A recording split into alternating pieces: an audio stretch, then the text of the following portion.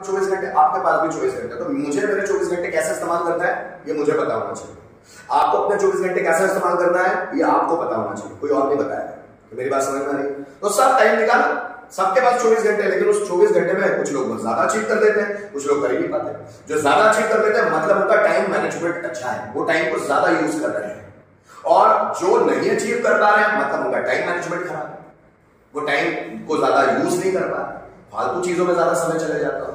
कभी किसी दिन एक आध दिन डायरी लिख कर देखो कि आप क्या क्या करते हो, डायरी लिख कर देखो, एक दिन की प्रोसेस लिख कर देखो, आपको ये समझ में आने लग जाएगा कि कहां कहां आप फिजूल समय बिता रहे हैं, अपने आप समझ में आ जाएगा।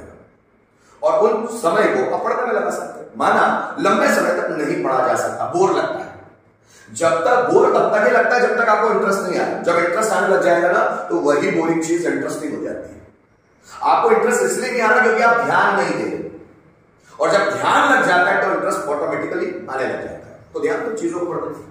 अब जैसे मैंने बताया बहुत सारी चीजों की अलग अलग प्रैक्टिस करते हैं, कैन की प्रैक्टिस करो, गुड की प्रैक्टिस करो, विल बी एबल टू, और जब ये सब हो जाए तो किसी को फटाफट ट्रांसलेशन पूछो, मैं बता जा सकूंगा। I will be able to go to my practice, आना चाहिए, ये शुड कम हियर, मुझे इंग्लिश सीखने की जरूरत है, I need to learn English, दोस्तों इंग्लिश बोलने की हिम्मत है, get here to speak English, शायद मैं आ सकता है, ये मैं कम हियर। जब हो जाए पूरी प्रैक्टिस कर लो, तब किसी से बोलो कि बताओ कुछ बताओ, मेरे से बनता है कि नहीं बनता। फिर वो जब वो पूछेगा तो कुछ चीजें आएगी, कुछ चीजें नहीं आएगी, उस पर कमांड करो कि क्यों नहीं आएगी, फिर बोलो, फिर पूछो।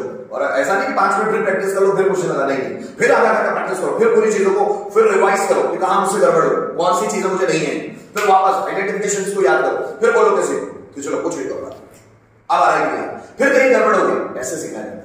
अब हम सोचते हैं कि एक बार भी गड़बड़ नहीं होनी चाहिए कि हमने इतना पढ़ा तो हमको आना ही चाहिए, ऐसा कोई प्रेशर नहीं होता।